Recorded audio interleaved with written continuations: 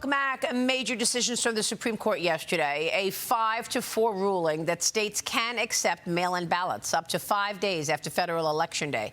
President Trump posted on Truth Social soon after saying this: the fact that people's votes are allowed to be counted long after an election is over means it is more important than ever to pass the Save America Act. The president has made the Save America Act his top agenda item, but the bill has been held up in the Senate for months now. House Speaker Mike Johnson joined me on Sunday and told me he's trying. Here's what he said about the delay in the upper chamber, though.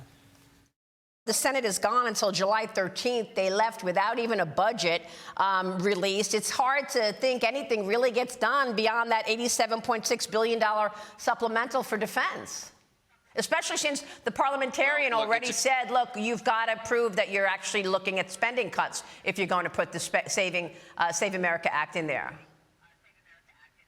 That's right, and we've been looking at that very carefully, and we'll send them over a provision that fits and passes the bird test, as they call it over there, with the parliamentarian. And look, I met with Leader Thune. He's a good man. He's got a big challenge on his hands, of course, and I've encouraged him to do everything possible within his power to move it. I believe he will, Maria. He understands how important that is as well. Election integrity is critical. It's central. You know, we talk about preserving the republic. You got to have free and fair elections in order to do that, and we can't allow big blue states and crooked, Democrat governors to try to steal elections away from us. Joining me now is Georgia Congressman Buddy Carter. Congressman, good to see you. Good morning. I want to get your thoughts on the Supreme Court ruling yesterday and this delay in the Senate on Save America. First, let's take on these decisions from SCOTUS. Your reaction? Well, first of all, I think this makes the Save America Act even more important. This is why we need it, because of rulings like this, and that's why the president is so intent on getting it passed. I think it's going to be the defining issue of the midterms. If we don't get the Save America Act passed, I hate to think what might happen in this country. I mean, let's think about it. 80% of Americans agree with this. Why doesn't the Senate understand that? Why don't they go ahead and get this passed? We've passed it 3 times out of the House, and we're going to pass it again, as the Speaker indicated, through the Reconciliation 3.0. And we'll send it over there, but they need to get their part of it done as well so that we can send it to the president so that we can get it signed into law. Well, I mean, the House Rules Committee voted to advance the $1.1 trillion defense budget to the floor for debate, and the Speaker told me that he plans to combine Pentagon funding with the Save America Act and send it to the Senate as one piece of legislation. But the Republican leaders are facing a battle to regain control of the House floor, because Florida Congresswoman Anna Paulina Luna has been leading this blockade on the floor. She's mad at the Senate, and it seems like she's taking it out on the House. She said Johnson's plan is not sufficient, Congressman. She said all of this. She warned that she was going to do this on this program back in March. Watch this.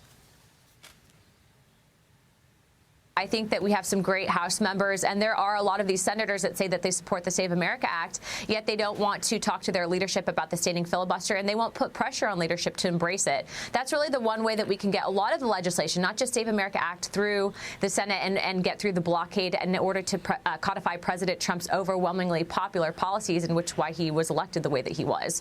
And so I'm in favor of that, and I think that you're going to see, as more of these House members start to speak up in some of these more moderate states, you're going to see the Senate kind of buckle under pressure. But again, look, this is a very bare minimum deliverable that is bipartisan. The American people want voter ID, and so it's unacceptable that we can't deliver on that. And so I'm going to be a royal pain in the butt to the Senate until it happens. So what's your take on this? Do you think that the defense package could include the Save America Act? How are you going to get it across the finish line?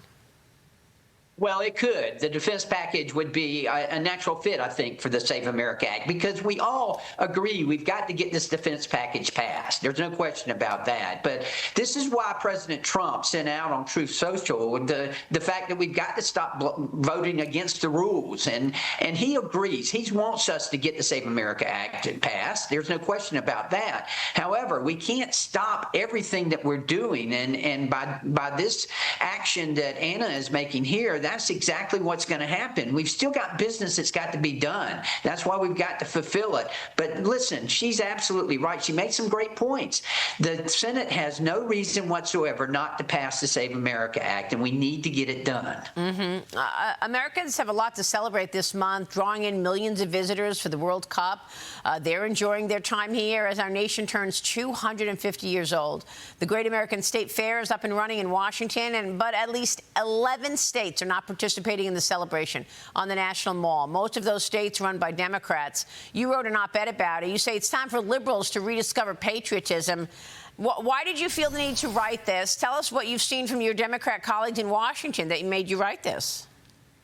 Well, you know, it's unbelievable. A recent poll showed that 90% of Republicans still believe that America's a great country and that they're proud to be Americans, whereas 29% of Democrats felt that way. I mean, it's ridiculous. Look at what's going on right now with all these visitors coming to America for the World Cup. They're seeing what we have over here, and they are just intrigued by it. They just can't believe that we live in this country that we live in. Democrats need to take a step back and look at it through the lens of these visitors that are coming here now, and they would recognize that this is the greatest country in the world. This country, we have so much to be proud of, yet the Democrats, they want to stop this. They want to change everything, and it's just ridiculous. So what do you think they're missing?